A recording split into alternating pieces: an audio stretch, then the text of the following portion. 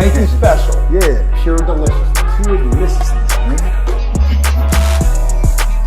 My name is Banky, man. Everybody calls me Banky. That's the name that I got from my grandmother when I was young. I'm coming out here after 30 years. Yeah, I ain't got nothing, but I'm gonna have something because I'm rich in personality, you know, and I'm rich in love. My family love me, and that's really all that counts.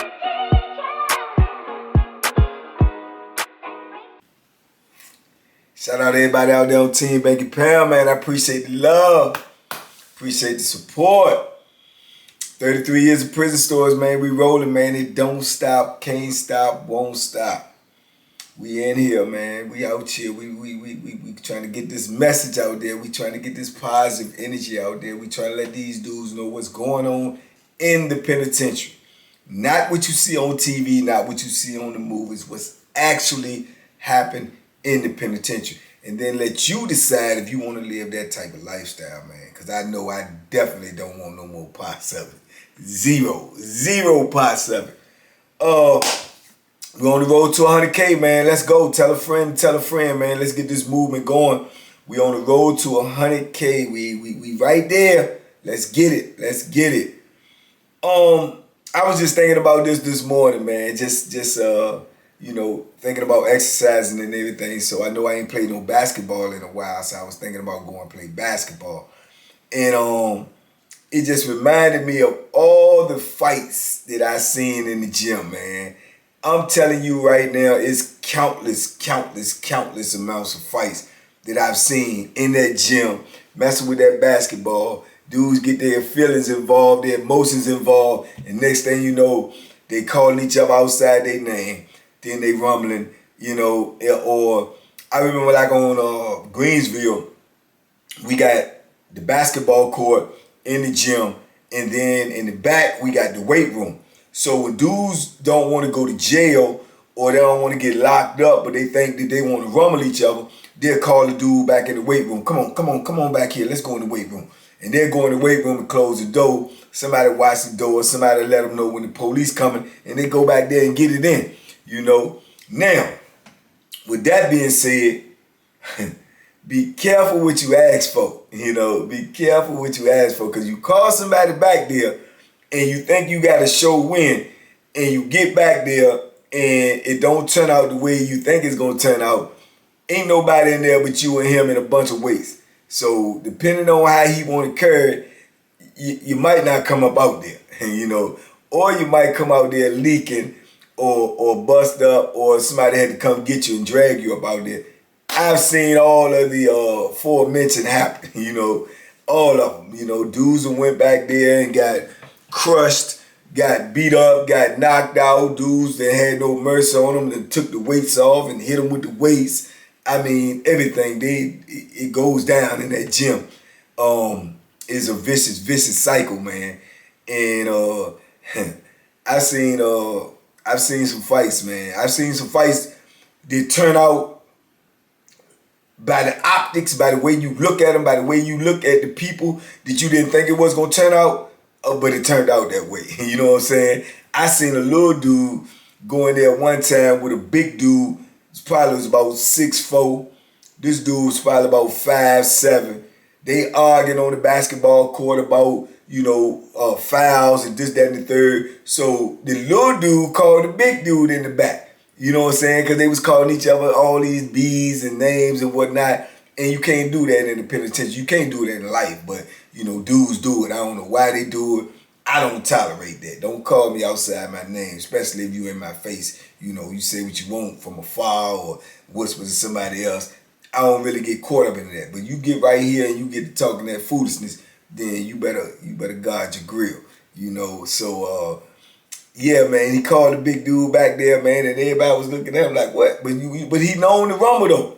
He known the rumble. He called him back there, man, and they go in there, they close the door, and all you heard is boom, boom, bam, bam, boom, boom. What that boom, boom, boom. So we thinking that, you know, big dude back there just crushing him, just tearing him off, doing whatever he want to do to him. Boom. Door come busting open, little dude come out. Yeah, let's go. Take the ball out. So everybody looking like, where he at? You know what I'm saying? Where he at? Man, about 2 minutes later, he comes stumbling out there, eye cut, leaking, nose bleeding, mouth bleeding, you know, and I'm thinking, he must have beat him with the waist or something, you know what I'm saying? But no, he put the mitts on him. He put the mitts on. Size don't always equate to knowing how to fight. Just because you big don't mean you know how to fight. Just because you big don't mean you gonna win a fight. You know, and a lot of them dudes, they big and they just don't know how to fight. It's an art to fight. It's an art to fighting, man. It truly is. And a lot of people don't know that. And the average person who don't really have like any type of skills in fighting, you know, if they run across a dude, they know how to box. And I know it's gonna be a lot of controversy with this. A lot of dudes think, oh, well, a wrestler or a big dude, you know, it don't matter if you know how to box. Yeah, it do matter. It matters. If you know how to get out the way of them punches and to place your punches, oh, it matters. Because you're gonna be able to hit somebody without getting hit. How you gonna get beat without getting hit? Then you always say, oh, well, if he grab you, if you're not a weak dude, you can maneuver and try to get away from that and pop, pop, pop, pop, put them punches together. He gonna let you go. Trust me, he gonna let you go. When them Jones get to clucking on you, he will let you go, cause the face ain't meant to be hit. That's a fact. Ain't nothing you can build up all your muscles, build up everything you want to build up. It ain't gonna help you when them blows start coming to your face. The smallest dude can knock the biggest dude out if he hit him right. That's a fact. You know what I'm saying? Everybody can be knocked out. You get hit on that button, man. It's just like a light switch. When you cut the lights out and it get dark, that's what happens when you get hit right on that button. It ain't nothing you can do. Don't matter how big your heart is, don't matter how tough you is, don't matter how much of a killer you is, you're going to sleep. Period. You know what I'm saying? It applies to everybody. You know what I'm saying? So, like I say, I've seen all of those type of rumbles, man, and I've seen them over the years. And one in particular that I'm thinking about now was, I told y'all about this dude before when I told y'all the Chucky story. If you go back and watch the Chucky story, I told you about this dude that used to be my cell partner named Cook. You know, Cook was in receiving with me, and Cook was a good dude, man. He was from out Tidewater, man. He was a good dude. He got caught up in a bad situation that gave him a lot of time, and he really was a good dude. And when I ran into him years later, he had become a Christian dude. He had gave his life to God, you know, and that's all he did was, you know, go to church and you know, read the Bible and always try to keep peace. Always try to keep peace. But when he was in the cell, I ended up being in the cell with him. When I moved over there with the Chucky situation and I came over there and I got into the gambling real fast and, you know, jumped out there and lost money and felt like I was cheated or whatever, and also too it was the arrogance in me, and I kind of like bucked on the money, which, you know, caused me and Chucky. That's how we met. We had to get the rumbling over this money because he had, you know, stake in the game or whatnot. But Cook was trying to squash that, man. He was so, you know, adamant and, man, no, man, somebody gonna know, man, because he knew Chucky, he knew me, and he knew it was gonna be a bad situation. But he was a peacemaker, man. But when he was in the cell with me, he's a tall dude. Cook is a big dude, man. Cook was about 6'3" and a half. Nice size, probably about 215. And when he was in the cell with me, man, I used to start teaching him how to box, you know. And he was left-handed. You know, he was a Southpaw. So I taught him some skills, man, and we stayed in the cell a while. So over time, he picked up real easy because he was an athlete. He could play basketball real good. So he was an athlete. So, you know, we trained in that cell all the time. I taught him the little skills. I taught him how to put his punches together. I taught him the art of the jab, because the jab is everything. And, you know, he picked up on it, man. He eventually got on the boxing team. You know, he was on the team with me. He was learning real good, man. And he started making real good progress real fast. Some people are easily adapted to that, man. Some people can take to it like fish to a water, and that's how he was. Because like I say, he was athletic, he was already tall. So you got to think now, tall as he was, and with that good long jab he got, and he a Southpaw, he coming from awkward positions, so he gave dudes a lot of problems, man, a lot of problems. If you look back over the history of boxing, if you got a left-hander and they're really good, it's just like in basketball, it's in football, they're a little bit I would say if you got the same amount of skills and the same amount of athleticism, you're going to be probably a little tad bit better than the person with the exact same thing, but he's orthodox. It's just like that. Look at the history, man. Look at Michael Vick, left-handed football player. You know, look at James Harden, left-handed basketball player. You know what I'm saying? Left-handeds, boxing. You got Pernell Whitaker, one of the best ever. You know, you got a lot of dudes like that, this left-handed, man. They have a little edge because they're coming from a different angle. And normally when you taught things, you're always taught from the orthodox because most people in the world are right-handed. They're orthodox. So everything you train for and everything you do is from the orthodox position. So when you're faced with an opponent that's coming from a whole different angle and the punches is coming from different angles in different ways, it'll throw you off a little bit unless you got good adaptability and you can adjust. You see what I'm saying? Manny Pacquiao, left hand, one of the greatest fighters of all time. So Cook was left-handed, man. He was giving dudes problems in boxing practice and sparring and stuff. He was doing real good. Dudes that was real advanced, he was doing real good against them. Because, like I say, he was tall, he was awkward, he was athletic, and he was disciplined. You know, all he was doing was church, boxing, reading, you know what I'm saying, minding his business as much as you can in the penitentiary. But he also liked to play that basketball, you know. So I can remember him getting on the court, you know, and playing and stuff. And he don't like to argue because he a peaceful dude. And I can remember being on the court with him one day, man, and I had my little homeboy out there, and he DC to the heart, man. He go hard. He gonna always speak his mind. He gonna always speak up. He gonna sometimes overspeak, and he always ready to rumble, and he can rumble, you know. But he was little, you know, my size, you know, 5'7", 5'8". He's small, you know, dealing with Cook, who was tall. So Cook was giving him the business on the court, you know, just giving it to him, making layup after layup, jumper after jumper in his face, and he getting mad. So on the basketball court, especially in prison, man, you know, it get rough. You know, dudes get the elbowing you, dudes get the pushing you, dudes get the shoving you, calling you outside your name, talking trash. And a lot of times that's what leads to a lot of the rumbles. That's what leads to a lot of the fights because of people's ego. You know what I'm saying? Because they getting burnt out there on that court and they don't like it. They feel like they being made a fool of, so they get into their feelings. And when they get into their feelings, it usually get into some foolishness, you know.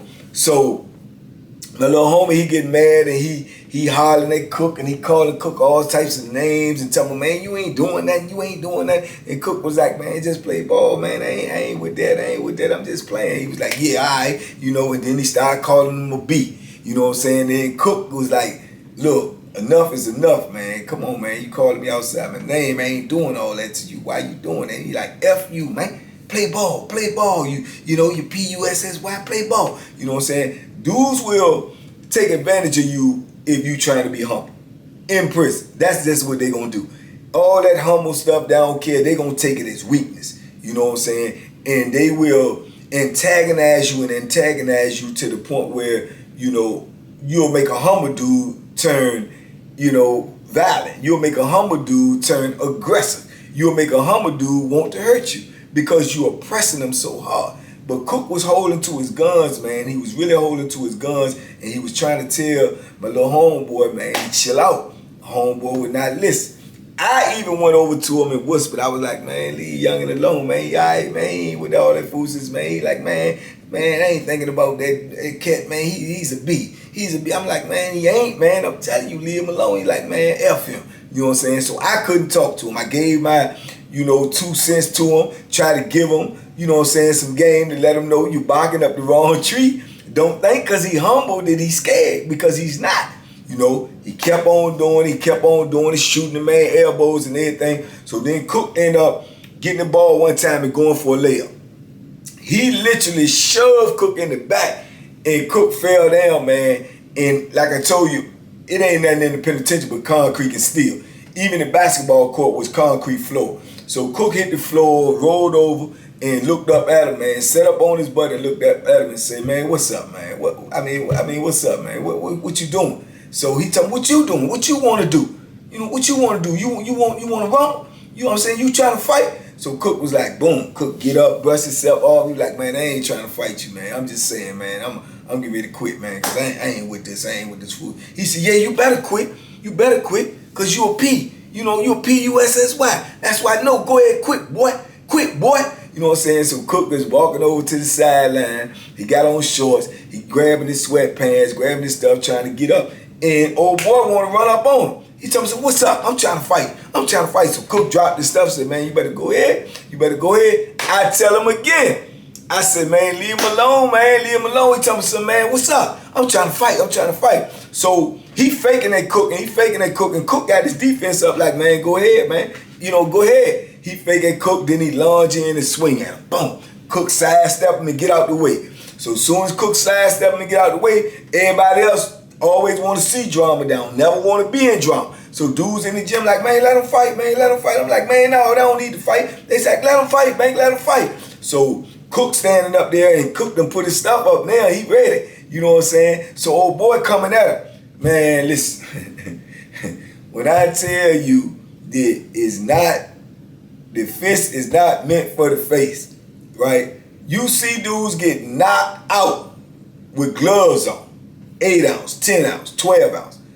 When them bare knuckles is coming to your bare face, oh my buddy, it's a different game. Yeah, it's a different game, man. When that bare knuckle, boom, hitting that face, that's a different game, man. You talking about a bone on skin, bone on bone. You know, just imagine Mike Tyson hitting somebody with them bare fists. Y'all seen what Mitch Green looked like. Y'all seen what he looked like after Mike Tyson got in the street fight with him. If you had these professional boxers in the ring and they had just bare knuckle, and I ain't talking about that kickboxing stuff or that bare knuckle fight. I'm talking about real bare knuckle. If they was just bare knuckle, man, fights wouldn't go no more than 1-2 rounds at the most. Sometimes less than that, depending on how good the dude defense is, because you cannot take those type of impacts on your face. And that's why I was trying to tell my little homie, but he didn't want to listen. So I stood back. I threw my hands up. So they out there, and he coming at him. He charged. And all Cook did was just pop him with the jab. Every time he lunged, he just put the jab out there. Bam! Bam! And every time, when I'm telling you, every time he hit him, he dropped him. With a jab alone, he dropped him. And he cut him. Cut his eye. Boom! He fell down. He get back up. He like, all right, come on. Come on. He charged him again. Boom! Hit him again, bust his nose open, fall down, get up. Everybody tell him to stop, man. All right, you good, man. Leave him alone, leave him alone. Cook telling him, go ahead, man. Go ahead, man. I don't want to fight you, man. I don't want to fight you. He charged him again. Boom! Hit him again. Bust him up. He bleeding everywhere. He leaking. I want to stop. I'm telling him to stop. Stop, man. Leave him alone. He just keep on. He had heart. He had big heart, and he could fight. But he had no way he could just fight. He had no way of getting out of the way of them punches. And Cook never even let the left hand go on him. He'd let the left hand go on him. He'd have crushed him. He'd have crushed him. Every time he got up, and then he tried to scoop Cook. He tried to run down up under him and grab him, pick him up and slam him. You know, but Cook bigger than him. Cook just grabbed the back of his shirt and shoved him to the ground. So he stayed on the ground. Every time he got up, he got hit with a jab. Bam! Bam! You know what I'm saying? Face bust all up, he bleed, man. And it got to the point, man, where he was just so bust up, and he still trying to fight, though. I just got in between them, man. I said, go ahead, Cook, man. Go ahead, leave, man. Just leave. So Cook go grab his stuff and leave. Cook saying, man, I ain't want to fight him, man. I try to tell him, man, I ain't want to fight him. You know, he bust up, he groggy, he want to tussle with me. And they're telling me, no, let me go. I want to fight. I ain't finished. I'm like, bro, you hurt, bro. You hurt, bro. Leave it alone, man. I'm going to kill him. I'm going to kill you, boy. I'm going to kill you. You know what I'm saying? I said, bro, it ain't even about that. Leave him alone, man. You asked for that. The man was trying to tell you leave him alone. He get mad at me then. He pushed me up off of him. He told me, man, you the one who tore him out of the box. You the one who told him that, man. You going against me. You going against me. I'm your little homie. I said, man, I ain't going against you. I'm the one who is telling you to leave the dude alone. You know what I'm saying? Leave him alone. You know what I'm saying? I taught him how to box a long time ago. That ain't got nothing to do with it. You should have left him alone. He won't try to fight you, man. You know what I'm saying? He's like, man, get on, man. Leave me alone, man. Just leave me alone. He walk around patching his face up, wiping blood off, dudes bringing them, you know, ripping shirts, giving them shirts, man, to try to, you know, get himself together. Eye cut open, nose bleeding, mouth busted up, you know, got a cut on the other side of his face. Come on, man, all from a jail. Bam, bam, all from a jail. But all too because he wouldn't listen. He hard-headed. He want to fight the man anyway when the man telling you he ain't trying to fight. He humble. That do not mean he's scared. He humble. But you gonna take it as he's scared and you want to bully the dude because he getting you the business on the basketball court. Man, I'm telling you, I've seen these Jones several times. You know, dudes ask for a rumble that they ain't ready for. They ask for it because they don't think the dude gonna really fight, or they ask for it and they think that they can get out on him, or they just trying to, you know, save face because dudes is laughing at them, or they're embarrassed, or because something happened or something was said that made them embarrassed, and they get into the ego. Your ego will get you knocked out. Your ego will get you knocked out. Your ego will get you hurt, man. And then when you talking about penitentiary, all fights can turn into potential, you know, death traps. Because dudes can't take getting beat. Then they want to go get the Bethlehem. Then they want to poke you. Then they, you know, they want to avenge that because they don't want nobody walking around telling them they done beat them up. You know, because then you invite other dudes to come try you. Then your aura of invincibility is gone. You see what I'm saying? Dudes may think you invincible. Dudes may think you go hard. Dudes may be a little apprehensive about messing with you. But once they see you take a beating, then they look at it like, shh, man, maybe I can whoop them. You know, so dudes will try to get a reputation off of that, especially if you already had a reputation before you took that L. You see what I'm saying? So yeah, man, Cook hurt him bad, man. He hurt him bad, man. And I'm glad he ended up letting this stuff go, man. He walked around all busted up, had to get a couple of stitches in his eye, everything, you know. But that just goes to show you, you cannot campaign for something that you do not want to get elected for. You know what I'm saying? Do not let your mouth get you in something that your skills cannot get you out of. And it happens in the gym, I'm sure, in the penitentiary, I'm sure it happens out here on the street. You remember I told y'all already, there's a video up on my page too where I talk to these young dudes out here at the basketball court that I'm getting ready to go to. I talked to them because they was out there getting ready to rumble because the dude came out there and was cooking all of them, and they got a whole little mob out there they done came out with. Now the dude doing the same thing, campaigning, keep on calling the dude outside his name. Dude just keep on crushing them. Oh, he had better skills than them. But now they want to fight.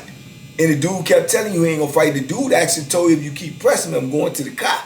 You know what I'm saying? He was talking about going to the car, get that thing. You know, and then, you know, I seen that, I backed away from it. You know, and fortunately, you know, an hour or two later, man, they was still balling. I went on the other side and worked out. I came back over there and I walked over to him and I talked to him, man, and I explained to him that I just got out of penitentiary for 33 years. You know, it's things like this that will make a dude make a bad decision, and you mess around and you go get the gun, or he get a gun and y'all hurt each other or kill each other, then you threw your life away all over a couple of words on a basketball court. And I said, guess what? When you get into prison and you still want to play ball, they still gonna talk to you greasy. They gonna talk to you even worse than they do out here. So what you gonna do then? What you gonna do then? You gonna just kill them? You gonna do all of that? You done already threw your life away for something that you could avoid, something you could just walk away from. They only words, man. They only words. You can leave it alone. He ain't touch you, ain't hit you, ain't put his hands on you. They just words, man. Words do not equate to 20, 30, 40, 50 years in prison.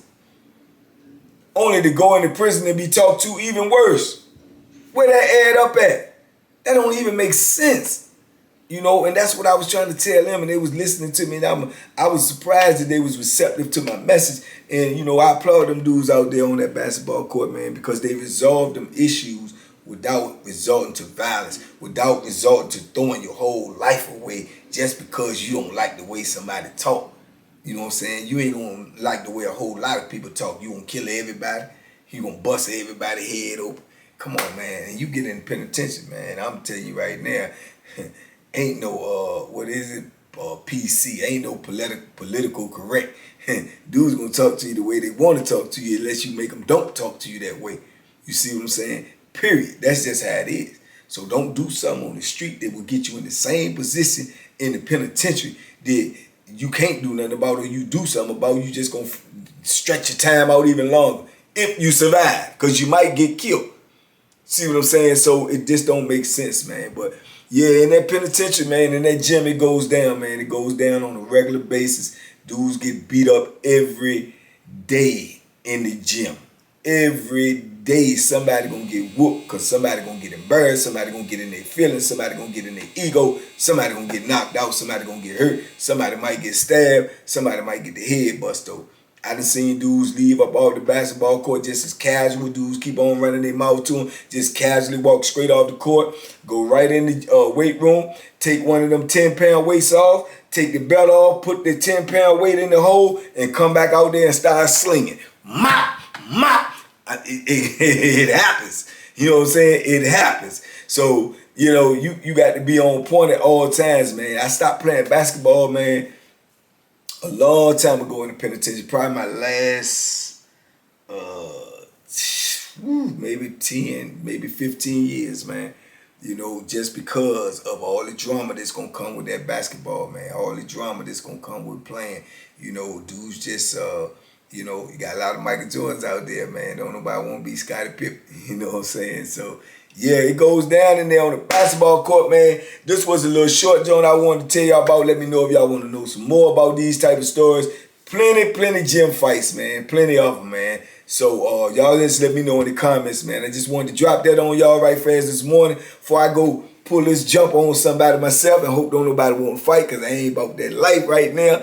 I'm trying to live. I'm trying to stay out here and enjoy this freedom, man. But y'all be safe out there, man. Y'all be smart, be safe, make good decisions, man. And don't throw your life away over a couple of words, man. They're only words, man. Words is just words. They cannot hurt you. Y'all, we on the road to 100K, man. Let's get there, man. Tell a friend to tell a friend to tell a friend, man, what we doing over here. Positive energy, positive movement, man. And in every lesson, there is a blessing, man. And the blessing is, man, you out here right now. You're getting this message. You can be smart. You can make good decisions. Don't let your ego get you in trouble, man. It's only words. Your life is greater than that. Your life is the greatest possession that you have. Don't throw it away. Don't give it away just because you don't like the way somebody talk. Period. You know, be humble. You know, do what you got to do when you got to do it. But other than that, man, live life, enjoy, have fun. Y'all be safe, man. Be smart, make good decisions, and duck. Boom, boom, boom, boom, boom. Duck them hooks. You're going to have to be able to get out of the way, or your face going to get busted up.